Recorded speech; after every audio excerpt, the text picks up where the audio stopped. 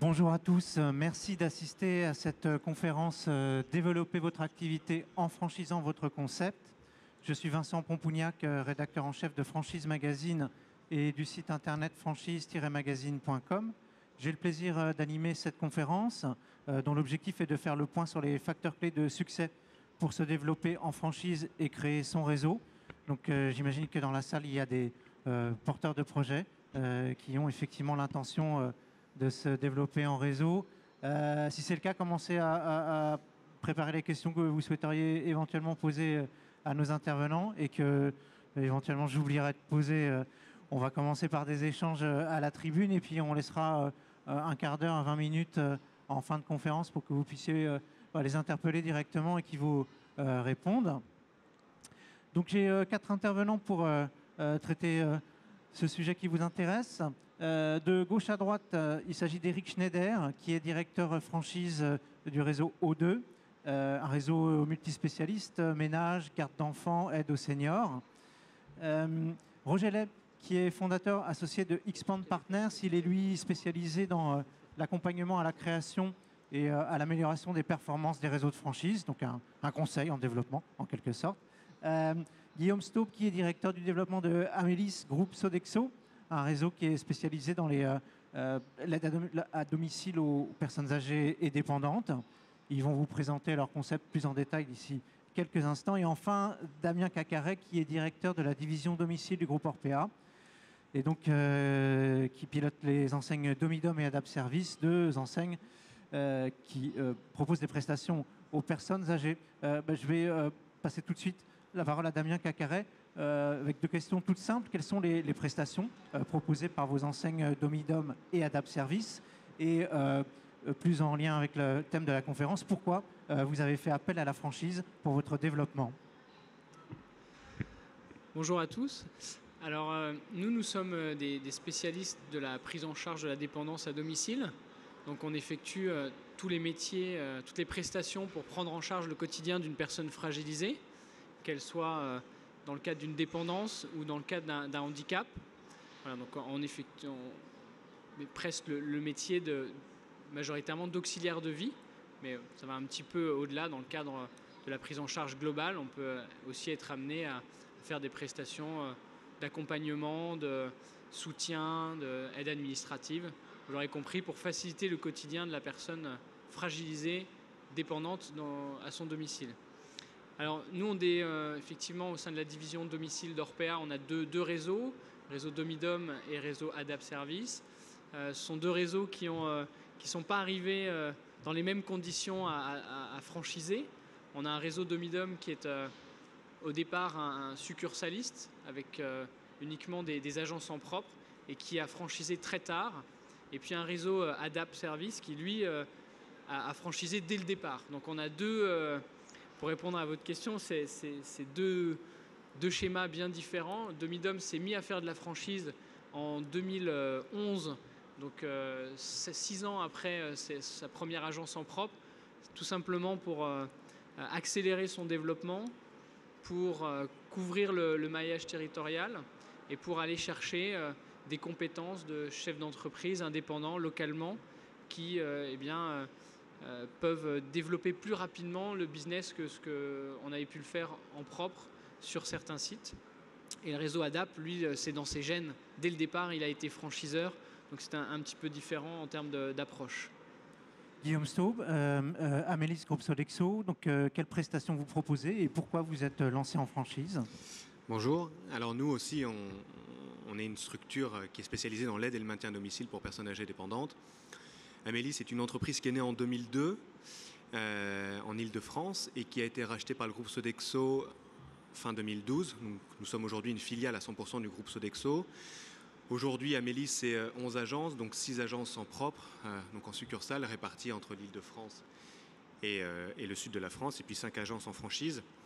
Les raisons sont, je dirais, similaires à celles que viennent de présenter, ce que vient de présenter Damien. Accélérer le développement, naturellement pouvoir s'insérer rapidement et couvrir rapidement, je dirais, un maillage territorial et puis bénéficier en effet de compétences et de personnes ayant cette faculté à s'insérer dans un tissu économique local, connaissant bien leur territoire. Et ça, c'est aussi, je dirais, une des clés de succès lorsqu'on lance la franchise, c'est avoir aussi des profils de franchisés connaissant très bien leur environnement et leur territoire. Eric Schneider, parlez-nous de O2. Il y a 2 concepts qui sont développés en franchise, je crois. Et puis, pour quelles raisons vous avez fait appel à cette formule de développement? Donc, O2, à la différence d'autres acteurs présents ici, nous sommes multispécialistes, c'est-à-dire que nous offrons des gammes de ménage, garde d'enfants et aide aux seniors. Donc nous nous considérons comme multispécialistes, et à la base O2 est un succursaliste, c'est-à-dire qu'on a aujourd'hui un peu plus de 150 agences succursales qui nous appartiennent, plus de 10 000 salariés et plus de 50 000 clients. Et l'objectif pour nous, en fait, c'est que ce qui s'est passé dans l'histoire de l'entreprise, c'est qu'on a continué à densifier notre réseau de succursales. C'est-à-dire sur une même ville, au lieu d'avoir une agence, on en a 2, puis 3, puis 4, puis 6. Mais on ne s'est pas étendu géographiquement. Et à force de densifier notre réseau, on s'est dit on ne va jamais couvrir la France. Donc l'idée, c'était de se dire qu'on pouvait, sans changer la structure de l'entreprise et les offres, couvrir le reste du territoire, ce que nous avons fait à partir de fin 2012 en offrant des prestations de franchiseurs. Et aujourd'hui, on a un peu plus de 60 franchisés multispécialistes sur le territoire. Et le second concept que vous mentionnez, c'est sur l'activité jardinage. C'est-à-dire que nous, on traite l'activité jardinage de façon différente parce que nous considérons que c'est un métier différent, qu'il y a des contraintes différentes de saisonnalité, d'équipement, de particularités techniques. Et on a donc, en plus de notre activité jardinage dans nos agences, sur 25 agences qui existent chez nous, on a conçu et développé un concept de micro-franchise en jardinage qui n'est autre que de la franchise avec un jardinier qui fait son commerce, ses interventions. Et à date, aujourd'hui, on a à peu près 70 micro-franchisés qui ont ouvert. Roger Lay, ma première question portera sur le secteur des services à la personne. En quoi, selon vous, il est porteur pour créer un réseau de franchise? Alors, déjà, la première chose, bonjour à tous. Et puis, la première chose, c'est que le secteur des services à la personne, c'est un des secteurs qui est encore en forte croissance, en tous les cas, une croissance qui s'est ralentie, mais qui perdure, et sur lequel les besoins, en fait, évoluent constamment. Donc, il y a pas mal de possibilités de création de réseaux. Après, il faut distinguer, il y a aussi tout ce qui est silver economy, qu'il ne faut pas limiter à la dépendance en tant que telle, puisqu'il s'agit de tous les services qui peuvent accompagner les plus de 50 ans à bien vieillir. Donc il y a plein de choses qui existent déjà et plein de choses qui peuvent être développées. Quoi qu'il en soit, ce qu'on voit, c'est qu'il y a des situations qui sont assez différentes, qui ont bien été illustrées par les intervenants précédents. C'est que c'est une chose de choisir la franchise pour développer un réseau existant en propre ou en succursale, et puis de trouver une nouvelle forme pour lui donner un second souffle et puis pouvoir s'étendre plus rapidement et de manière différente.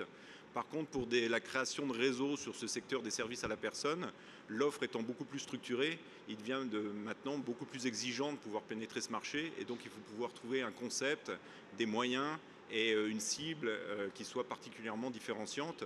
Il devient beaucoup plus compliqué, notamment parce que sur les prestations traditionnelles, c'est un marché sur lequel les marges sont relativement faibles, et il devient beaucoup plus compliqué maintenant dans le secteur traditionnel de pouvoir créer un réseau et de pouvoir le développer. Ça nécessite d'être bien positionné et puis d'être bien structuré pour viser une cible particulière. Là, il faut vraiment être capable de faire la différence pour pouvoir s'imposer. On va essayer de comprendre comment procéder pour développer son réseau en franchise. Roger Lay, toujours, à quelles conditions un concept est-il exploitable et rentable, selon vous? Il y a beaucoup de choses. Mais enfin, si on devait résumer, il y a 6 basiques qui sont absolument fondamentaux pour pouvoir développer un réseau. La première chose, évidemment, je l'ai déjà un petit peu évoqué, c'est qu'il faut déjà avoir un concept qui soit relativement différenciant, c'est-à-dire une marque, une clientèle, des services qui puissent trouver un marché, faire la différence sur la zone de chalandise qui va être visée. La deuxième partie, enfin le deuxième basique, et c'est un basique assez essentiel, c'est qu'il faut avoir un savoir-faire qui soit maîtrisé, qui soit normalisé et qui soit transférable. Parce que c'est pas le tout d'avoir quelque chose qu'on maîtrise dans son point de vente ou dans ses sites pilotes. Il faut encore être capable de pouvoir le transférer à des franchisés dans de bonnes conditions. Et il faut l'avoir aussi expérimenté de manière assez importante pour être capable de vraiment maîtriser ce savoir-faire. La troisième chose, et c'est un élément particulièrement essentiel sur le secteur des services à la personne, c'est qu'il faut un modèle économique qui tienne la route. Alors le modèle économique, il est important qu'il tienne la route pour le franchisé, parce que quand on crée un réseau, normalement on est parti pour une relation qui va durer pendant pas mal d'années. Donc il faut que le modèle économique permette de perdurer, mais aussi pour le franchiseur. C'est-à-dire que souvent on voit des concepts dont la rentabilité pour le franchiseur repose beaucoup sur les droits d'entrée. Or, la problématique, c'est qu'il va falloir pendant 5 ou 7 ans fournir des services, fournir des prestations à un réseau. Et donc, il faut que le modèle économique, par lui-même, il arrive à générer des revenus récurrents qui permettront à la tête de réseau d'avoir les moyens de développer les services qu'elle devra fournir à ses franchisés. D'autant que ces franchisés, avec le temps, vont devenir de plus en plus exigeants, vont prendre de l'autonomie et vont demander des services à la tête de réseau qui seront de plus en plus importants.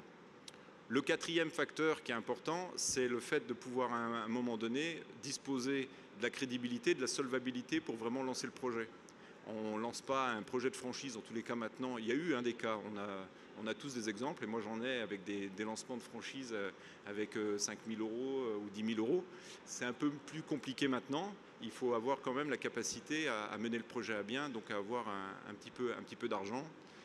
L'autre facteur, on en reparlera j'imagine, mais c'est que c'est un changement de métier, donc il faut être capable de passer d'un métier d'exploitant ou de concepteur d'un concept, d'agence ou de site à un métier d'animateur de réseau. Et enfin, il faut avoir les capacités d'être bien entouré pour avoir la capacité de créer sa tête de réseau et de pouvoir structurer les moyens qui vont être nécessaires à son développement. D'accord, et quels sont les moyens nécessaires, rapidement, parce que vous venez de dire que si j'enchaîne, ça coûte un peu d'argent. Les moyens nécessaires, c'est est-ce qu'on doit... comment on peut procéder? Les moyens nécessaires, oui, ça coûte un peu d'argent, mais ça, c'est très dépendant de la manière dont vous êtes structuré déjà en interne. Il y a des moyens qui sont... En fait, ce qu'il faut bien comprendre, c'est que le métier de franchiseur, c'est différent de l'exploitant. Pourquoi? Parce qu'il va y avoir des compétences en communication, en marketing, en développement. C'est aussi un métier, le franchiseur, qui est encadré par une législation qui était assez rigoureuse. Il y a les lois d'Oubin, mais il y a tout un aspect de contrat, le document d'information préalable, etc. Si on veut vraiment être dans la norme et la respecter, et je recommande de l'être, il y a beaucoup de compétences qu'il va falloir acquérir. Donc pour ce faire, on peut se faire accompagner, il faut se structurer en interne par quelques compétences clés. Et puis ensuite, on peut soit aller chercher des spécialistes dans chacun des domaines qu'il va falloir sélectionner, coordonner, ou trouver, c'est comme ça qu'on a créé Expand en tous les cas, donc je fais un peu de pub aussi, c'est qu'à un moment donné, nous on s'est mis dans la réflexion en se disant, il y a, sur les patrons de PME et dans les services à la personne comme ailleurs, c'est des gens qui sont très occupés, qui ont peu de disponibilité pour ensuite pouvoir aller sélectionner et organiser le réseau d'experts. Et donc on s'est mis dans un positionnement où nous on se met en position d'être un interlocuteur unique à leur côté et de pouvoir, depuis l'étude de faisabilité, la structuration en fait des éléments juridiques, économiques, etc. qui sont nécessaires, la partie structuration de la tête de réseau et la mise en place du développement, pouvoir être à côté du porteur de projet pour l'accompagner de bout en bout dans la création de son réseau. On va illustrer vos propos par des témoignages de franchiseurs. Eric Schneider, par exemple, quelles ont été les grandes étapes du lancement en franchise de O2 et quels ont été les moyens nécessaires finalement pour transformer votre concept en réseau de franchise? Alors, en tant que succursaliste, on a déjà une structure de presque franchiseur parce que chaque agence chez nous est une société. Donc en fait, on a une tête de réseau qui délivre des services à des unités qui sont déportées. Donc on n'a pas changé de structure organisationnelle en devenant franchiseur, ce qui a grandement facilité les choses. Et le deuxième élément, c'est qu'on a la chance aussi d'avoir une organisation qui est assez structurée, qui revient exactement à ce qu'on disait tout à l'heure. Et donc on a des services supports dédiés sur différents sujets. Ça ne nous a pas empêché de nous faire accompagner et je pense qu'on a très bien fait de le faire et on continue à le faire. Donc moi le conseil que je donnerais dans tous les cas, c'est de dire que même si on pense tout savoir, on ne le sait pas forcément. Quand on est succursaliste, devenir franchiseur, c'est un autre métier. Je rejoins complètement ce point de vue-là. Et que ça veut dire qu'il y a des gens qui sont compétents pour vous accompagner et il ne faut pas hésiter à y avoir recours. Donc nous, la première étape, c'était ça, c'était aussi avoir des équipes dédiées sur la partie développement et animation, c'est-à-dire sachant que le concept existait déjà, notre savoir-faire était déjà éprouvé, la marque existe, etc. Donc le sujet, c'était de se doter sur la partie développement et animation, à la fois d'équipes internes et de conseils externes, pour s'assurer qu'on allait faire les choses correctement. Et aujourd'hui encore, après 3 ans en franchise, on continue à se faire accompagner. Il y a toujours des sujets où on a des choses à améliorer. Les néo-franchisés, désormais, ils ont 2-3 ans d'existence, donc ils n'ont plus les mêmes problématiques qu'au tout début. Donc on continue à essayer d'être meilleur dans ce qu'on fait tous les jours en tant que franchiseur. Merci. Guillaume Staub, vous, comment vous avez procédé pour... Alors, nous, on est beaucoup plus récent et beaucoup plus jeune dans la franchise. Amélis est né en 2002. On avait ouvert 5 agences en succursale, donc en propre. Donc en revanche, le modèle économique était éprouvé, avec un savoir-faire, avec une expérience pendant 10 ans. Et puis lorsqu'Amélis s'est fait racheter par Sodexo, fin 2012, on est donc venu une filiale du groupe Sodexo. Et à partir de là, on réfléchit à la franchise et on a ouvert notre réseau à la franchise en 2014. Donc entre l'acquisition d'Amélis par Sodexo en décembre 2012 et l'ouverture de notre réseau à la franchise en 2014, il s'est quasiment passé 1 an, voire un an et demi, parce qu'en fait pendant toute cette année-là, naturellement, l'ouverture du réseau à la franchise, comme disait Eric, ça se prépare, ça s'organise. On s'est fait naturellement accompagner pour pouvoir justement franchiser notre modèle et le mettre en avant. Il y a certes un savoir-faire, il y a des compétences, il y a un modèle économique qui tourne, mais derrière, vous avez en effet des franchisés et donc demain des futurs chefs d'entreprise et commerçants indépendants qui sont en attente de quelque chose de performant. Donc on s'est fait accompagner et naturellement, on s'est appuyé sur Sodexo qu'on ne présente plus et on a bénéficié de tout l'aspect juridique, communication et marketing du groupe, sans oublier en effet l'accompagnement qu'on a pu avoir avec un cabinet spécialiste dans la mise en place d'un projet en franchise. Donc il y a vraiment eu cette année où on a revu notre savoir-faire, on a revu l'ensemble de nos books qui existaient, mais de façon à présenter ça et à le mettre en avant pour lancer notre réseau en franchise. Merci. Enfin, Damien Cacaret, pour Domidom, on va dire comment vous avez procédé Alors, un peu comme Amélis, finalement, nous, on a vécu de 2002 jusqu'en 2011 en propre, donc avec une trentaine d'agences en succursale. Je pense l'élément déclencheur, c'est à partir du moment où je considère que mon concept il est éprouvé, qu'on a pu valider plein d'indicateurs dont vous avez très bien résumé, donc je vais pas revenir dessus, mais on s'est dit, voilà, on peut partir en franchise. Je pense que ça, c'est le premier élément, bien éprouver son concept en propre sur un site pilote ou sur sur le territoire. Ça permet d'être sûr de la dimension qu'on veut prendre dans la partie franchise. Et puis après, c'est un vrai changement. En tout cas, chez Domidom, ça a été un vrai changement culturel. J'imagine que chez O2, c'est un peu pareil. Nous, on a 2000 salariés chez Domidom en propre. Derrière, quand on commence à travailler avec des franchisés, c'est pas la même chose. Donc la deuxième étape, c'est se préparer au changement dans l'entreprise. Et là, il faut bien anticiper tous les axes et préparer en fait les services. Vous préparez les services que vous allez mettre à disposition de vos franchisés. Vous les gérez déjà en propre, soit sur votre site pilote, soit sur les succursales. Mais c'est pas la même chose de donner, de transmettre ces services, d'apporter ces services en tant que franchiseur.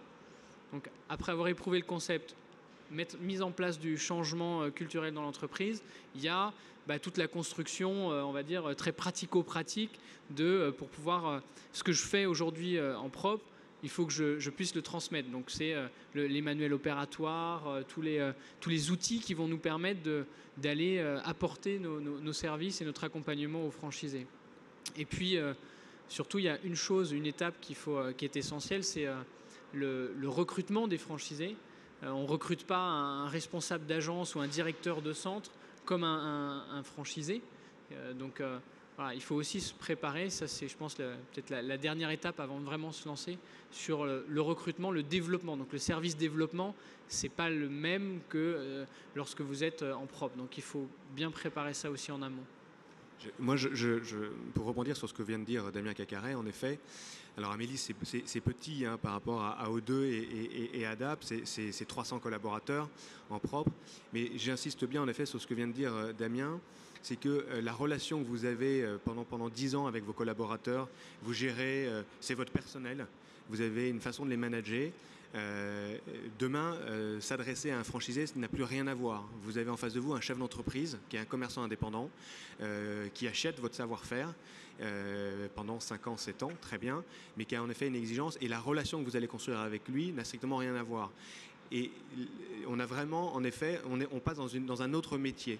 Donc vous avez vos collaborateurs, vos sites en propre, vos responsables de BU, et puis l'ensemble de vos, que ce soit cadres ou auxiliaires de vie dans notre activité. Et puis à côté de ça, vous avez vos franchisés qui sont pour le coup des gens qui ont déjà aussi l'expérience dans le milieu d'entreprise, que ce soit dans des grands groupes ou dans des PME, mais qui ont décidé de se mettre à leur compte en étant en effet adossés à une entreprise avec un concept, un modèle. Et là, la relation n'a plus rien à voir. Et donc ça, c'est extrêmement important, donc justement d'avoir en amont extrêmement bien préparé son savoir-faire, son modèle et tout ce qu'on a pu évoquer à l'instant en termes d'outils et de process, parce que l'exigence n'est pas du tout la même et le curseur n'est pas du tout au même endroit. Eric Schneider, par rapport à ce que vient de dire Guillaume Stau, vous aussi vous avez dû apprendre à travailler avec des chefs d'entreprise indépendants qui sont les franchisés. Et on apprend tous les jours. Et on apprend tous les jours. Je suis tout à fait d'accord, hein, la relation salarié-franchisé, c'est pas la même. Souvent, je la décris en disant que quand on signe un contrat de franchise, on devient co-responsable de la réussite, en fait. C'est-à-dire qu'on fait chacun notre part du boulot pour que ça fonctionne, mais on prend une part de responsabilité dans la réussite de son entreprise. L'idée, c'est de créer de la valeur qu'on va se partager. Donc, c'est pas la même nature de relation. Les leviers de motivation d'un créateur d'entreprise ne sont pas les mêmes que celles d'un salarié. Et ce qui s'entend et se respecte complètement. Lui veut créer une entreprise, être autonome dans un cadre. C'est là où il faut être très clair dans qu'est-ce que c'est que ce cadre et comment ça fonctionne. Et plus on a normé le concept, plus on a prévu les choses, plus on a pensé à tout ça avant, plus on évite peut-être des déconvenus éventuels a posteriori. Et dernier sujet, c'est qu'est-ce qu'il va faire de son entreprise à terme. C'est-à-dire, est-ce qu'il veut créer de la valeur pour lui? Est-ce qu'il veut se rémunérer? Est-ce qu'il veut créer de l'emploi? Est-ce qu'il veut faire tout ça? Et le rôle du franchiseur, c'est aussi d'échanger sur ces sujets-là, sujets qui ne sont pas abordés avec des salariés, puisque de fait, le fonds de commerce ne leur appartient pas, ce qui n'est pas le cas des franchisés. Donc la relation, on a des relations, je dirais, assez proches quand on parle métier du quotidien, puisque finalement, on fait tous les mêmes choses. Hein. Notre métier de service à la personne, c'est de trouver et garder des bons clients et salariés. Et dès qu'on sort du cadre sur les dimensions de rentabilité, valeur patrimoniale, etc., là, c'est des échanges qu'on a complètement avec nos franchisés et pas du tout avec nos salariés. Donc effectivement, c'est une évolution pour nous et un changement de façon d'interagir. Mais c'est assez riche, c'est bien. Angèle, quels sont selon vous les facteurs clés de succès pour un réseau qui se lance en franchise? J'en ai déjà un petit peu parlé. Oui. Pour rebondir sur ce qui a été dit jusqu'à maintenant, je pense que l'aspect vraiment fondamental, c'est le changement de métier que j'ai évoqué précédemment. On voit bien qu'en fait, un aspect qui est important, qui a été souligné par tous les intervenants, c'est qu'en fait, on a beau bien maîtriser un concept et un certain nombre de sites, le fait de passer dans le temps en rôle de franchiseur, c'est à un moment donné de se structurer ou de se transformer. Quelqu'un qui va être moins sur l'exploitation, qui va être moins sur le fonctionnement de son entreprise originelle et des opérations, et qui va être vraiment dans l'animation d'un réseau d'indépendants. Donc qui dit réseau d'indépendants dit quoi? C'est qu'à un moment donné, si la mayonnaise prend bien, au-delà des services, du concept et tout ça, parce que ça, si ça n'existe pas, la mayonnaise, elle ne prendra jamais, c'est que la base n'est pas bonne. Mais admettons que la base soit bonne, dans le temps, en fait, ce qui va être très important, c'est de trouver un équilibre entre les retours, le côté gagnant-gagnant avec son réseau.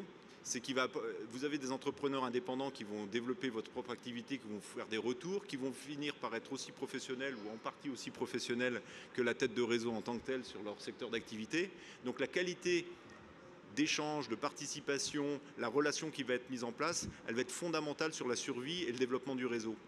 Ce qui veut dire que pour être capable de faire ça, il faut sortir d'une casquette où on était un bon exploitant, on maîtrisait bien son système, on maîtrisait bien son métier, à je sais animer, je sais développer, je sais m'entourer, sélectionner, aller chercher des gens qui correspondent à ce que je veux faire, à mon projet d'entreprise, parce qu'il y a beaucoup de réseaux qui souffrent d'avoir recruté des gens qui ne correspondent pas à ce qu'on appelle leur ADN, enfin, leur manière de voir le business.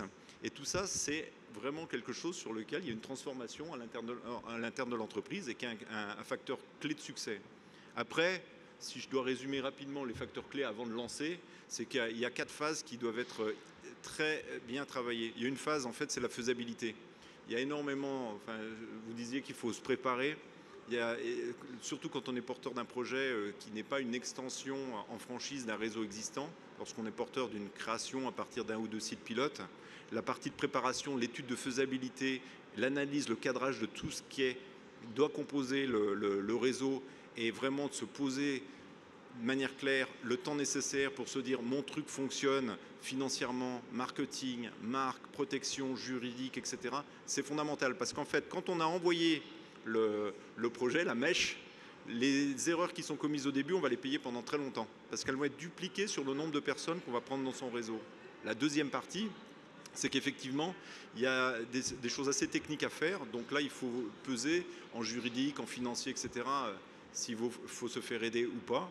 La troisième partie, c'est qu'il y a quand même un travail, en tous les cas, dans la forme de franchise. Après, il y a des formes assimilées, de licences, etc., qui sont plus faibles. Mais si on est sur la franchise, il va falloir travailler aussi beaucoup de documentation. Le manuel opérationnel, les manuels opératoires, les formations, etc., etc. Ce qui est un travail qui est pas évident parce qu'il y a beaucoup de choses qu'on peut avoir dans la tête ou qu'on pratique depuis des années, mais qu'il va falloir être capable de formaliser et de formaliser intelligemment aussi pour pas faire transférer un savoir-faire tout en le protégeant, ce qui n'est jamais hyper évident parce qu'il ne s'agit pas non plus d'avoir vos 3 premiers franchisés qui très rapidement deviennent des concurrents. Il faut que ce soit des alliés, pas des concurrents. Et enfin, je reviens sur les aspects de développement.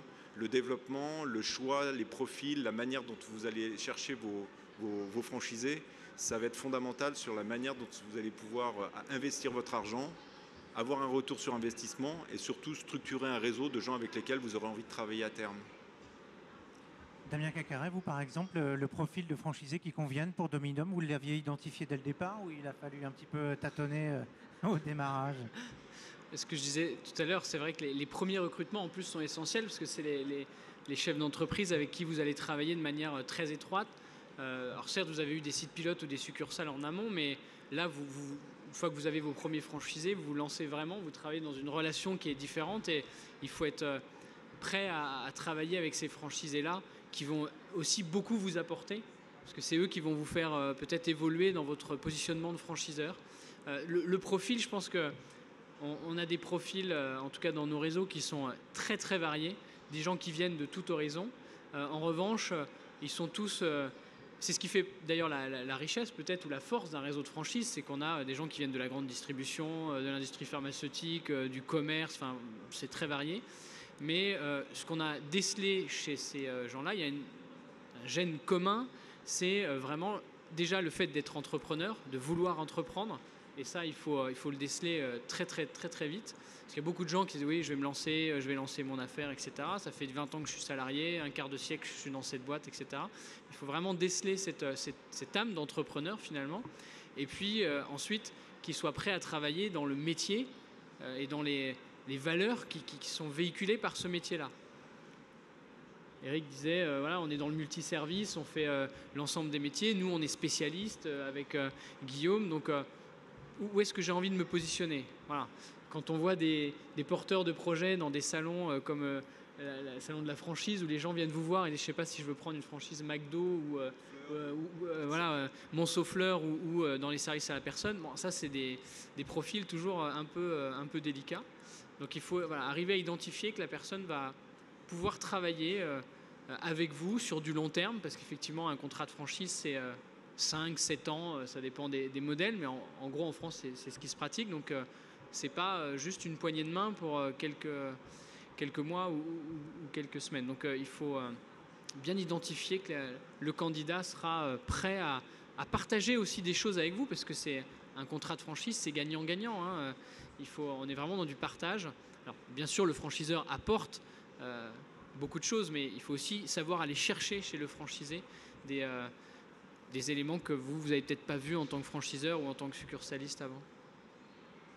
Guillaume Staub, vous m'avez dit, votre souci, c'était de garantir l'homogénéité du réseau. C'est-à-dire qu'entre une agence franchisée et une agence en propre, on ne voit pas la différence. Comment on fait pour arriver à ça? Je crois que ce sont les objectifs de tout le monde. Je pense que Eric, comme Damien, comme l'ensemble ici des structures qui ont lancé leur concept en franchise, lorsque vous construisez un réseau, d'ailleurs, tout à chacun, que vous soyez chez McDo France succursale ou chez un franchisé, vous voyez, personne voit la différence. Le concept, les outils, les process, l'offre, peut-être, et encore, il faut être un spécialiste, mais l'idée quand même, c'est de pouvoir que ça soit assez homogène sur l'ensemble du territoire.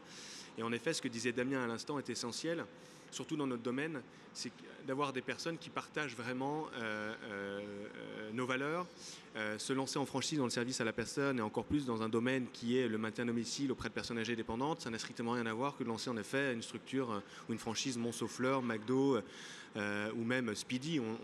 Là, on ne vient pas trop dans ce secteur par hasard.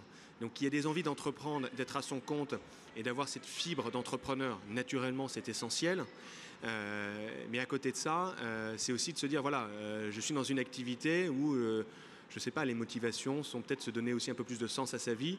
J'ai travaillé pendant 20 ans, 25 ans dans une activité, j'en ai marre des grands groupes, je veux faire autre chose, je veux revenir aussi sur mon territoire. Donc ça, c'est aussi quelque chose qu'on recherche chez nos candidats. Après, il faut avoir cette capacité et cette expérience aussi en termes de développement commercial. Il ne faut quand même pas oublier que vous êtes chef d'entreprise, commerçant indépendant, quand sur votre territoire, même si vous pouvez bénéficier des outils et des process du franchiseur, vous y allez, c'est votre boîte, c'est votre argent et il va falloir la développer. Et vous ne pouvez pas non plus tout attendre du franchiseur. Le franchiseur, il va vous fournir énormément de choses, bien entendu, mais il y a quelque chose qu'il ne pourra pas faire. Nous, on est à Paris, vous êtes à Bordeaux ou à l'autre côté de la France, c'est d'aller chercher le client et d'être aussi de faire du terrain. Et ça, faut l'intégrer, quel que soit le secteur. Donc, le développement commercial est essentiel et avoir cette capacité à développer sa structure sur ce territoire. Avoir aussi une capacité en termes de management. On est dans des activités où vous allez manager 15, 10, 20, 30, 40, 50 personnes. Une agence Amélis, c'est 50 personnes en vitesse de croisière, si ce n'est plus. Voilà, tout le monde n'est pas capable, et il n'y a aucun jugement de valeur quand je dis ça, de manager 50 personnes. Il y a des gens qui vont vous dire, moi je suis très à l'aise et en zone de confort avec 10 personnes et ça me va très bien. 40, 30, 50, c'est autre chose. Donc ça aussi, il faut l'intégrer. Est-ce que je suis capable de manager autant de personnes avec des profils différents, d'auxiliaires de vie à de cadres intermédiaires ou de directeurs d'agence. Et puis après, il y a cette capacité aussi à s'intégrer dans le tissu économique local. Ça, c'est essentiel. Et ça, c'est aussi un des éléments et un des critères que l'on recherche chez nos candidats. Eric Schneider, vous aussi, a le souci d'une promesse client identique entre une agence franchisée oui. et une succursale. Comment vous faites pour y arriver? Je suis complètement d'accord avec ce qui vient d'être dit. On est sur les mêmes typologies de problématiques. L'idée, ce que je dis toujours aux candidats, c'est notre job au développement, c'est faire en sorte qu'ils aient jamais de regrets. C'est-à-dire qu'il ne faut pas que dans 1 an, 2 ans, 5 ans, ils se disent « Ah, si j'avais su ». Donc nous, notre job, c'est d'essayer de leur donner, alors c'est ce que dit la loi Doubin, s'engager en connaissance de cause, et la loi Doubin dit notamment qu'on doit fournir des informations avec un document d'information précontractuel. Mais l'idée, la philosophie, c'est d'essayer de se projeter. La problématique sur les services à la personne, c'est que c'est un métier relativement nouveau, donc on a des candidats qui sont issus de ce secteur, mais ce n'est pas la majorité. Donc ça veut dire qu'il s'agit relativement fréquemment de reconversion. Et quand on change de métier, on sait ce qu'on quitte, mais pas forcément ce qu'on retrouve. Donc l'idée, c'est d'essayer de le projeter le plus possible, lui faire comprendre sur quoi ça consiste au quotidien et s'assurer qu'il va trouver son équilibre là-dedans, dans la durée. Et faire en sorte que lui trouve son compte. Parce que si à un moment donné, il n'est pas fait pour ce métier et qu'il est malheureux, ça ne marchera pas. Donc le but, c'est ça, c'est d'essayer de trouver effectivement, on identifie bien les fondamentaux du métier, une partie RH, une partie commerce, une partie exploitation. Et ensuite, dans le quotidien, est-ce que ça correspond à ce qu'il veut faire de sa vie ? Parce que ça peut plaire ou pas. Et encore une fois, il n'y a pas de jugement là-dedans, mais il y a des personnes qui sont très bien dans la restauration ou dans l'automobile, et ça leur convient très bien. Et souvent, on a une idée un peu idéalisée de ce que c'est que le service à la personne, parce qu'on est sur des fondamentaux bienveillants qui sont très très bien, mais le quotidien d'une agence, c'est pas ça. Le quotidien d'une agence, c'est aussi de savoir s'assurer que le salarié qui ne s'est pas levé le matin, nous, on a un engagement vis-à-vis du client, donc il faut le tenir. Donc tous ces aspects-là, il faut savoir ce que ça signifie, ce que ça impacte au quotidien, et y trouver son compte. Voilà. Donc notre métier au développement, je pense que c'est vraiment de donner toutes les infos pour qu'il n'y ait pas de surprise après. C'est pour ça que il y a une partie importante dans le recrutement, la sélection, c'est la capacité qu'on a à pouvoir faire rencontrer soit les les gens qui composent les pilotes, lorsqu'on n'a que des pilotes, ou lorsque le réseau est déjà constitué, la capacité à ce que les futurs candidats puissent rencontrer, discuter avec des franchisés existants ou une partie des gens qui font leur métier. C'est un des meilleurs moyens quand même, à la fois pour le candidat de se rendre compte, au-delà de tout ce que la loi Doubin et les informations qu'on lui aura communiquées sont susceptibles de lui donner comme indication sur le métier, mais c'est aussi une belle manière de voir, notamment sur le service à la personne, il y a quand même des caractéristiques sur beaucoup des activités, ça dépend des concepts, enfin généralement il y a quand même un côté manœuvrier qui est assez important. Il y a le fait de gérer de manière assez serrée parce qu'on est sur du volume multiplié par des marges contenues qui peuvent générer des bons revenus, mais grosso modo, il faut être un bon gestionnaire. Et puis ensuite, il y a un côté commercial sur sa zone, sur lequel il faut aussi avoir la capacité à faire du management, de la gestion et aussi du commercial. Donc c'est un boulot qui est un boulot exigeant, très gratifiant pour ceux qui ont les caractéristiques, un peu ce que vous disiez tout à l'heure, qui sont faits pour ce secteur-là et qui sont faits pour qui ont envie de participer à cette partie-là, qui sont beaucoup moins faites pour d'autres qui peuvent avoir un projet d'entreprise et qui se disent tiens c'est le ticket d'entrée pas trop cher, parce que c'est ce qu'on peut entendre beaucoup dans ce secteur-là pour certains concepts, et puis du coup se retrouvent à quitter un emploi salarié pour des raisons et se mettre sur ce secteur-là, avoir beaucoup de difficultés à se mettre en situation parce que c'est un métier gratifiant et aussi exigeant. Et donc tout ça, il faut quand même bien le prendre en compte lorsqu'on est en période de recrutement sur les profils. Je pense qu'il y a une partie définition du profil qui se corrigera au fur et à mesure, parce que tous les réseaux ont des bonnes et des mauvaises surprises, même une fois qu'ils ont fait la sélection à partir du profil type. Mais il y a aussi le fait de pouvoir les immerger en fait, dans la vraie réalité, ou de faire rencontrer des franchisés ou des gestionnaires de sites. C'est quand même comme ça qu'on se rend compte si le candidat va faire l'affaire ou pas. Lui peut réagir et puis le franchiseur aussi, quoi. Merci. Est-ce qu'il y a déjà des questions à ce stade de la conférence? Madame, je vais vous apporter le micro. Ah, alors vous pouvez lui tendre. On va commencer à vous répondre. Bonjour, j'ai plusieurs questions à vous poser. La première, c'est de savoir, faut-il d'abord développer sa société en propre, c'est-à-dire plusieurs succursales, ou bien passer directement à la franchise, c'est-à-dire franchiser sa société? Donc la première question, c'est celle-là. La deuxième question, je vais vous les poser les trois, comme ça vous pourrez vous organiser. La deuxième question, c'est de connaître les avantages et les inconvénients de l'un et de l'autre, du développement en propre et du développement en franchisé. Et la troisième, c'est quelques exemples de déconvenus, peut-être pour nous aider un peu. Bon, je réponds. Alors, qui veut répondre sur La première, c'était... la première question? C'est le savoir-faire. Est-ce qu'il faut commencer à Est-ce qu'il développer faut en commencer propre? franchise Alors, Ouais. Eric la Schneider. définition juridique, c'est que le savoir-faire doit être substantiel, prouvé et secret. Donc prouvé, ça veut dire qu'il existe. Donc vous ne pouvez pas être franchiseur sans avoir un concept prouvé. Donc ça veut dire qu'à minimum, il y a une unité en base. Est-ce qu'une unité, ça signifie ou c'est suffisant raisonnablement pour démontrer que le concept est prouvé? Je ne pense pas personnellement. Donc ça veut dire que pour répondre à votre question, ne serait-ce que juridiquement, oui, bien sûr, vous ne pouvez pas vendre un concept si vous ne l'avez pas prouvé par vous-même. Sinon, il n'existe pas de fait. Donc, et pour qu'il soit substantiel, il doit être formel et capacité à le transmettre. Donc ça, c'est une définition juridique, mais c'est quand même basé sur du bon sens. Vous ne pouvez pas vendre un modèle sans l'avoir prouvé. Donc dans tous les cas, vous devez avoir au moins 2 unités pilotes. Mais plus vous avez d'unités pilotes, plus vous pouvez considérer que votre modèle est prouvé. Voilà. Sur la partie est-ce que je commence franchiseur? Non. Je commence déjà en ayant un bon modèle que je prouve et ensuite je le vends. C'est clair. Pour compléter ce que dit Eric, c'est qu'en plus, dans nos métiers des services à la personne, on fait un vrai métier de proximité qui peut être différent d'une région à une autre, d'un département à un autre. Donc je pense que c'est bon aussi d'avoir éprouvé son concept dans différents secteurs pour s'assurer que le métier que je fais en tant que franchiseur demain, il peut être transférable, transposable un peu partout, parce que c'est le but, hein, on l'a tous dit au démarrage à la question pourquoi avez-vous fait de la franchise. Je pense que c'est vraiment pour aller sur du territoire national, arriver à couvrir le maillage territorial, parce qu'on fait un métier de proximité et on ne sait pas le faire, et il ne faut pas le faire depuis Paris ou Bordeaux ou je ne sais où en France, dire j'ai un site et je développe l'activité. Intrinsèquement, dans le métier, on ne peut pas faire ça. Donc on a besoin d'avoir cette approche de proximité, et il y a de grosses différences en France d'un territoire à un autre. surtout sur le métier de la personne âgée, mais c'est vrai aussi dans les autres métiers. Donc on peut se tromper peut-être parfois, donc il faut avoir bien défriché les choses peut-être dans 2, 3 et plus si on peut, parce qu'il y a derrière une question de fonds propres. Hein, on parlait des avantages et des inconvénients, je commence un peu à répondre à cette question-là. L'avantage d'être franchiseur, c'est que vous pouvez vous développer quasiment sans fonds propres, même si effectivement il faut un fonds de base. Mais moi, pour avoir ouvert, et O2 est mieux placé que moi pour le dire, mais une trentaine d'agences en propre, c'est consommateur de cash. Il faut avoir des fonds propres et des reins assez solides, des épaules assez solides.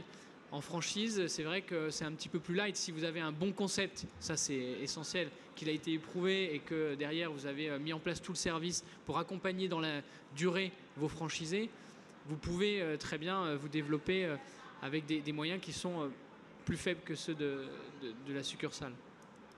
Guillaume Sauve. Ce que vient de dire Damien, j'ai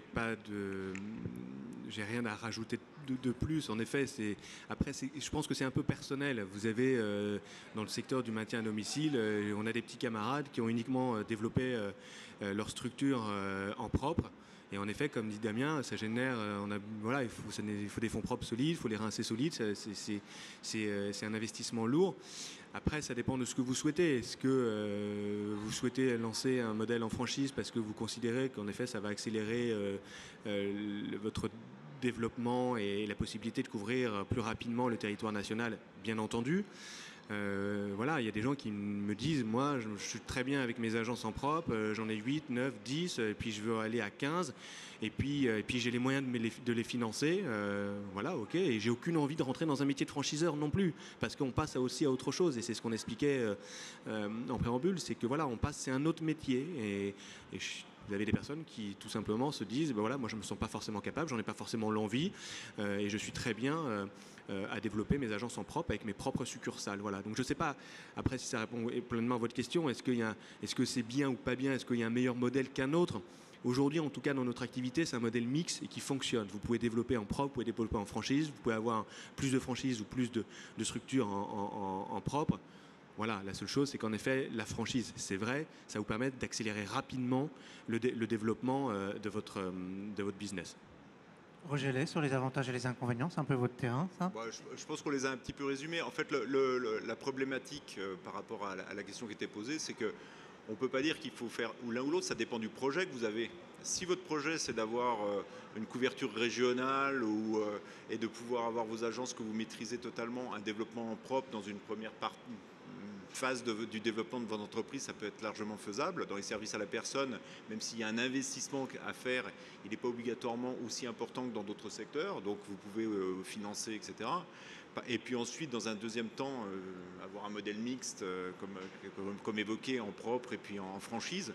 Donc ça, c'est vraiment une question d'objectif. Bon, après, les avantages et les inconvénients, puisque c'est la question, les avantages et les inconvénients, ils sont, dans un modèle en propre, vous allez investir plus d'argent, mais vous allez maîtriser totalement le système. Et quelque part, si votre concept est rentable, la globalité de la rentabilité va remonter dans votre entité. Votre fonds de commerce que vous allez créer, il va reposer sur l'intégralité de ce que vous avez créé.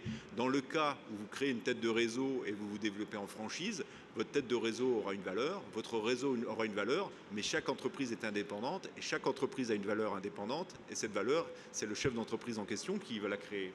Donc bon, ce n'est pas tout à fait la même logique sur un plan financier. Ensuite, en termes de projet d'entreprise, avoir une marque qui est très fortement, qui se développe assez rapidement parce que vous avez une franchise efficace et donc qui est présente partout, ça permet d'avoir une marque qui est plus connue, donc vous pouvez quelque part capitaliser là-dessus, vous pouvez avoir une communication, capter de la clientèle, etc., qui sera peut-être plus difficile de faire lorsque vous allez vous développer très progressivement en propre. En termes d'investissement, par contre, comme je disais précédemment, ce réseau, il est composé d'indépendants. Donc, ce que vous en tirez, c'est des redevances, un certain nombre de services que vous vendez. La totalité de la marge et du chiffre d'affaires, ce n'est pas vous qui allez l'encaisser. Donc, c'est un système un peu différent. Et puis, enfin, je pense que ce qui est particulièrement fondamental par rapport à les avantages et les inconvénients dans ce développement-là, c'est que si vous êtes en développement propre, notamment dans les services à la personne, vous allez rapidement logiquement, parce qu'on est dans un secteur où il y a de la main-d'œuvre, vous allez rapidement avoir une préoccupation qui va être une préoccupation de gestion de ressources humaines et de gestion financière, qui est assez différente de celle d'une tête de réseau, qui va devoir créer des outils, etc., mais qui va être, elle, très focalisée sur 3 piliers principaux: le marketing, le développement et l'animation. Le métier de franchiseur, après, il y a le reste aussi, parce que toute entreprise a toutes les composantes, mais c'est vraiment... Et donc ça dépend aussi, à titre personnel et en projet, de ce que vous avez envie demain de gérer aussi. Si vous êtes créateur, est-ce que demain vous voulez avoir 200, 300, 500, 5000 employés, ou est-ce que vous voulez plutôt être dans une organisation, à défendre une marque, un réseau? Voilà, je pense que c'est tout ça qu'il faut prendre en compte, et c'est pas du tout la même chose. Et le modèle mixte, eh ben si c'est bien fait, c'est le meilleur des mondes. Si c'est un peu moins fait, c'est l'enfer. Attention, parce que ça peut être aussi dangereux. Je rebondis sur ce que vous dites. Il faut que ce soit très bien fait. Quand on est dans un modèle mixte, alors si on a 2 centres en propre ou 4 centres en propre et 50 franchisés, ça va.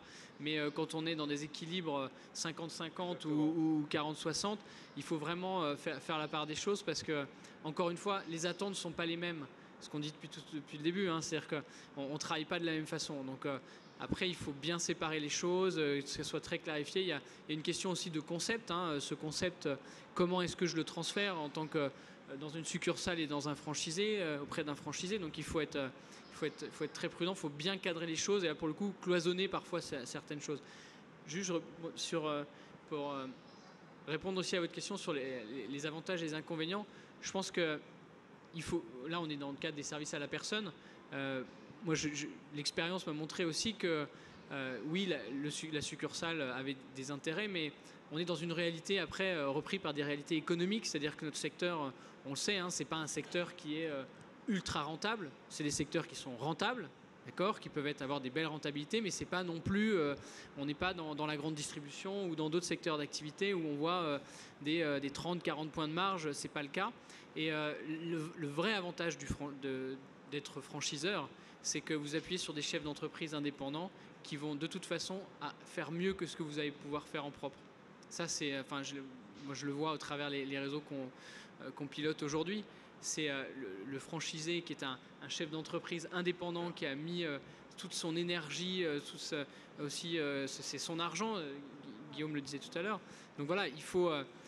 et ça, c'est vrai, vraiment, c'est très vrai dans notre secteur, peut-être plus encore qu'ailleurs, de s'appuyer sur le chef d'entreprise qui est indépendant dans un cadre effectivement qui est défini dans le contrat de franchise, dans le concept que vous allez apporter à votre franchisé. Mais on voit bien que vous avez beau avoir un responsable d'agence salarié, un très bon responsable d'agence, le franchisé à côté, il est indépendant. Je veux dire, s'il a envie d'ouvrir le samedi matin parce que c'est le marché et que voilà, il le fait. Et il va tout faire pour que son entreprise soit de plus en plus rentable, de mieux en mieux positionnée sur son secteur. Je ne dis pas que le salarié ne le fait pas, mais c'est une approche qui est différente. Voilà, y a-t-il d'autres questions? Oui. On vous écoute.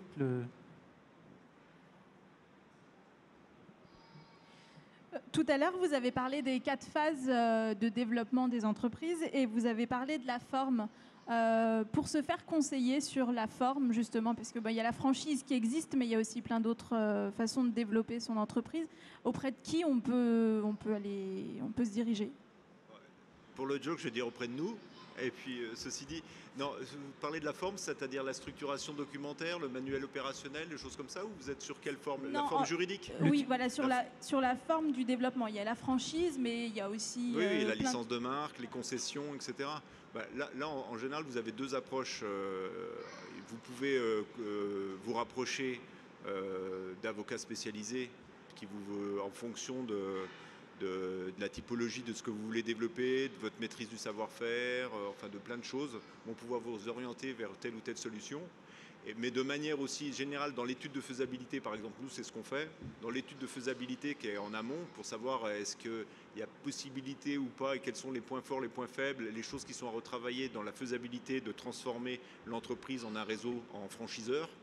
Parmi ces choses-là, on a des analyses assez rapides pour au moins orienter vers quelle forme juridique, quelle forme de réseau on peut s'orienter. C'est-à-dire, est-ce qu'on est vraiment dans une forme d'affiliation, une forme de licence de marque et de service? Est-ce qu'on est vers de la concession? Est-ce qu'on est dans de la franchise?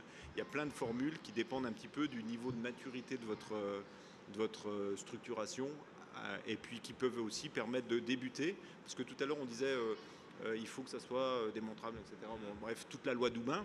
Mais il est possible aussi de démarrer, lorsqu'on a un bon concept, de démarrer dans une forme de création de réseau qui ne sera pas une forme de franchise et qui peut démarrer à partir d'un point pilote unique sur lequel la formalisation, le niveau de choses qui sont à structurer sera moins exigeant.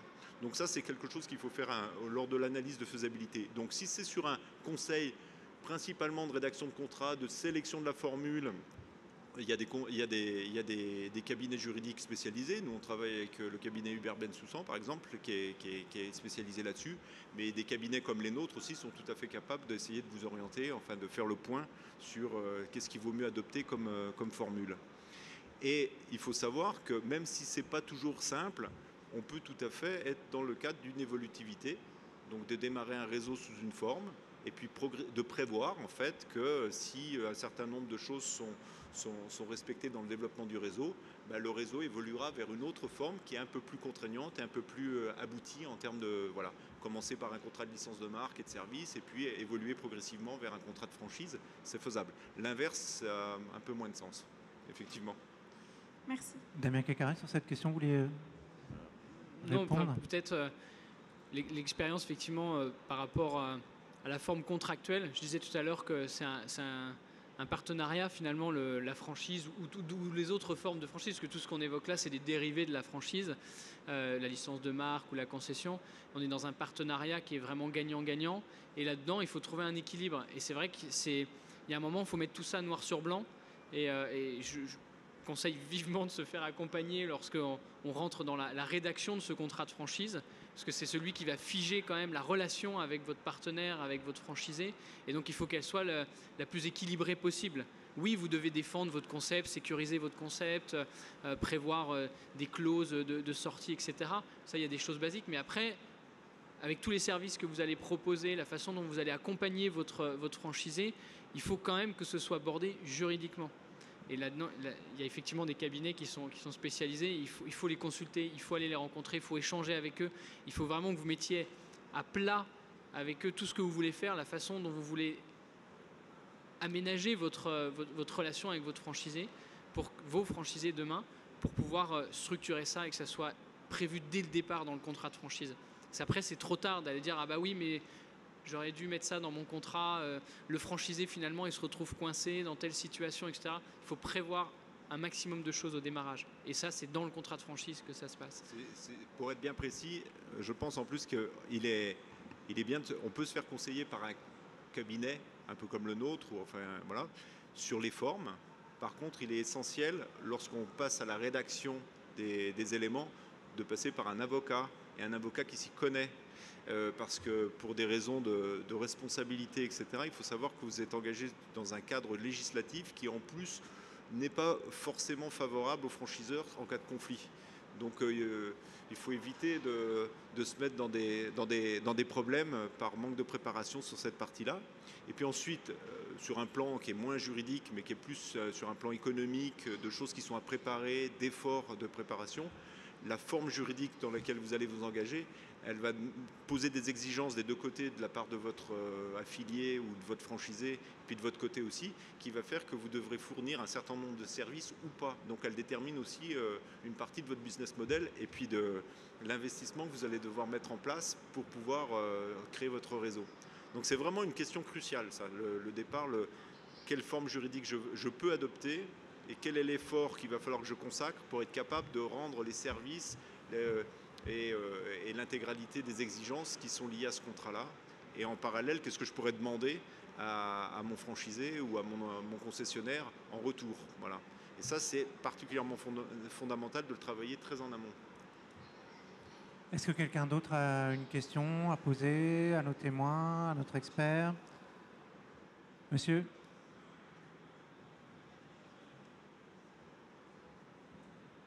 Voilà, vous avez le micro, vous avez la parole. Oui, bonjour.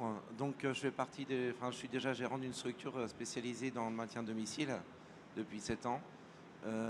Et en fait, ma question, c'est que donc, je m'interroge pour créer un réseau, une franchise, un réseau franchisé ou non franchisé. Et on est une dizaine de structures à être intéressées à se rassembler sous une même enseigne. Et je voulais savoir si pour vous c'était important de démarrer seul ce travail sur un an, parce que j'ai vu que ça prenait pas mal de temps pour aboutir à un projet de franchise, enfin de réseau, de créer un réseau. Et est-ce qu'il faut mieux démarrer seul et en secret, ou alors il faut dévoiler ce projet et travailler avec un groupe? Vous travaillez En groupe avec diverses structures, sachant que on est plusieurs. Ça, c'est la notion un peu de confidentialité du savoir-faire. C'est un débat presque à tout coup. C'est-à-dire qu'il y a toujours, notamment sur la franchise est très claire sur le fait qu'il faut que ce savoir-faire il soit formalisé, transférable, etc. Et on est tout le temps avec des gens qui viennent nous interroger en nous disant j'aimerais formaliser le savoir-faire, mais d'un autre côté, je ne voudrais pas le mettre à disposition. Et là, c'est un peu compliqué. Donc en fait, ce qu'il faut, à mon avis, il faut travailler en groupe, parce que je pense que il faut ensuite, assez en amont, identifier ce qui est protégeable, ce qu'il va falloir garder en interne, mais ce qu'il va falloir rédiger, ce qu'il va falloir, parce que ça fait partie de votre savoir-faire. Et ce savoir-faire, à un moment donné, si vous êtes en réseau, vous ne pouvez pas l'avoir que dans la tête. C'est pas possible. Il y a un moment donné, il va falloir pouvoir le mettre, mais vous n'êtes pas obligé de le sortir. Et de tout ce qui va être nécessairement transférable vis-à-vis de vos futurs franchisés et qu'il va falloir être rédigé, écrit, etc. Et ça, c'est un premier travail qu'il faut faire. Il y a des choses qui peuvent être protégeables, la marque, etc., ça on le sait. Dans votre savoir-faire, ça dépend du niveau de spécificité. Il peut y avoir des choses qui sont protégeables aussi. Il y a des choses que vous allez pouvoir transférer lors de vos formations ou lors d'un certain nombre, distillés, on va dire, au fur et à mesure de la relation avec le franchiseur, mais que vous allez garder en interne, votre livre de recettes à vous, quoi. Puis après, il y a un certain nombre de choses sur lesquelles vous allez mettre la confidentialité, vous allez avoir un rapport, je l'espère, de confiance avec vos franchisés. Vous allez devoir quand même le transmettre à un moment T, mais c'est pas possible à un moment donné de se dire que vous allez pouvoir transférer un savoir-faire et entraîner l'adhésion de gens qui vont payer et qui vont donner un projet de vie à vos côtés pour développer une entreprise et leur dire mais par contre le savoir-faire je ne vous le transfère pas. Donc à un moment donné il faut travailler en groupe parce que je pense que c'est comme ça que ça permet véritablement de tirer, sauf si vous êtes très très très organisé déjà et vous avez déjà beaucoup écrit vos process, autrement ça permet de recueillir l'intégralité. Et puis, il y a juste un travail à faire en amont de bien déterminer ce que vous ne souhaitez pas obligatoirement partager, ce qui est vraiment l'essentiel, l'ADN. Et puis le reste, de toute manière, demain, il faudra être capable de le transférer. Donc, il faut le travailler comme ça. Mais le côté d'expérience, on a quand même on a quand même quelques discussions avec des prospects, donc, parce que ça ne vient pas nécessairement des clients. Mais qui ont cette difficulté-là, à un moment donné, ils veulent se développer en réseau, mais ils ne veulent pas transférer de savoir-faire. Là, il y a un peu de souci. Hein. Donc là, il faut se développer en propre. Hein. Il n'y a pas de solution. À partir du moment où vous protégez, les meilleures idées sont souvent les idées partagées. Exactement. Donc voilà, il faut... Et puis, comme on dit, une bonne idée, en général, quand vous pensez l'avoir tout seul, en général, il y a au moins 15 personnes qui travaillent en même temps que vous, donc sur la même idée. Donc l'idée, c'est l'exécution, c'est la capacité à le transférer, c'est la capacité à faire que les gens qui vous entourent sont plus performants que les concurrents. L'idée géniale, sinon, qui est vraiment unique, elle est brevetable, elle est protégeable. C'est ce que je disais. S'il y a vraiment un truc, un concept incroyable que vous avez trouvé, on arrivera à le protéger. Si c'est un savoir-faire qui associe différentes choses qui font que vous exécutez mieux que votre voisin, que votre concurrent, ça, ce qu'il va falloir, c'est de le partager et le faire évoluer pour exécuter toujours mieux que votre concurrent. Mais ça fait partie de tout ce qui existe dans les entreprises. La franchise, ça ne repose pas uniquement par un savoir-faire métier, ça représente aussi la marque, ça représente l'animation, ça représente la sélection. C'est ça qui est vraiment ce qui va faire la différence. Plus que le fait que vous avez un livre de procédure dans les services à la personne qui est sensiblement différent du voisin ou que les tenues sont différentes, etc. Faut pas non plus... c'est pas là que ça se fera, quoi. S'il n'y a pas d'autres questions, enfin, il y en a une. La dernière, alors. On vous écoute. Bonjour. Quid de la franchise à l'international? Est-ce qu'on peut franchiser selon les mêmes termes, les mêmes contrats, etc. à l'international, ou est-ce qu'on est sur des concepts complètement différents? Alors, après, Allez-y. non, allez-y, je Non, parle beaucoup, allez-y. moi. Donc, à l'international, alors sur les services à la personne, les concepts, on retrouve des concepts qui se ressemblent, mais alors les marchés sont radicalement différents. Donc déjà, bon, il y a un contexte, enfin si on est sur les services Borloo, on va dire, bon, oublions, Borloo n'est pas à l'étranger, donc, et puis ensuite les marchés anglo-saxons, enfin, puis les marchés latins, etc., n'ont pas du tout le même contexte culturel, législatif, etc. Donc c'est des choses assez radicalement différentes. Par contre, il y a des transpositions possibles, mais qui généralement, enfin je laisserai ceux qui font de l'internationalisation en parler juste après, mais qui généralement passent par des master franchises ou en tous les cas des associations avec des acteurs locaux qui ont une vraie capacité à s'adapter aux réalités locales, sachant qu'en plus il y a beaucoup de pays dans lesquels la réalité locale elle est encore plus marquée qu'en France, c'est-à-dire que l'Italie par exemple, vous allez en Italie, entre vous installez au nord, au milieu, en bas, à droite, à gauche, vous êtes sensiblement dans des pays un petit peu différents. L'Espagne, c'est un peu le même système, etc. Donc l'internationalisation d'un concept, il faut nécessairement, à mon sens, dans les services à la personne, sauf exception qu'on va peut-être voir, il faut nécessairement être accompagné par quelqu'un qui vous accompagnera dans le développement local. C'est très compliqué sinon. Voilà, merci. Vous voulez dire un mot, non? Non, rien, enfin, vous avez, dans nos métiers, c'est vrai que ce qui existe en France sur le service à la personne, c'est unique, hein, on le retrouve nulle part ailleurs. Dans d'autres pays, effectivement, on retrouve ces métiers de service, mais qui ne sont pas du tout pris en charge et abordés sur le même prisme qu'il est en France.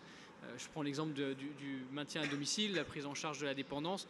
Dans beaucoup d'autres pays, même dans des pays limitrophes, on rentre dans le sanitaire, par exemple, on rentre dans le soin. Donc c'est plus du tout les mêmes acteurs, on ne parle pas du tout de la même chose. Donc pour le faire, il faut effectivement le faire très prudemment, en ayant bien en amont identifié si vous allez pouvoir faire votre métier, dans quelles conditions vous allez pouvoir faire votre métier, et après effectivement le faire sous la forme de master. C'est ce qu'il y a de plus intéressant, d'aller trouver localement le master franchisé qui va développer votre concept parce qu'il peut être originaire du pays ou a déjà lui un réseau ou fait votre métier mais souhaite le développer avec la notoriété et l'image que vous dégagez au travers de votre enseigne. Merci beaucoup, merci pour vos questions, merci à vous pour vos interventions. J'espère qu'on a répondu aux questions que vous posiez, et je précise que cette conférence a été enregistrée et même filmée, donc vous pourrez la retrouver dans quelques semaines sur le site du salon. Merci à vous, bonne fin de journée, bonne fin de salon.